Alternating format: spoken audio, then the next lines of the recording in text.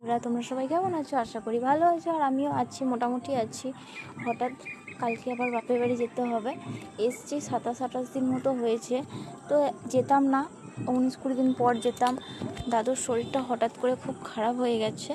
দুপুরবেলা ভাত খেতে বসেছি, হঠাৎ ফোন এসছে এরকম শরীরটা খারাপ, কাল সকালে যাব আমি আর মামনি 5টার বাসে।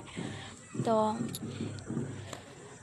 আর আমার হাজব্যান্ড ওদিক থেকে আসবে শিলিগুড়ি, ওর পরশু আসার কথা ছিল, তো এদিকে আর আসবে না, সোজা যাবে আমার বাপের বাড়ি।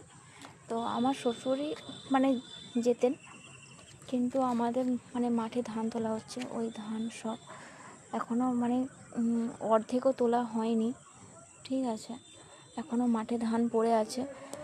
তো কী করা যাবে, আর বাবা যেতে পারবে না, সেই জন্য মামনিকে নিয়ে যাব কালকে। তো অনেকটা রাস্তা, 7-8 ঘন্টা যেতে টাইম লাগবে। Tata, by.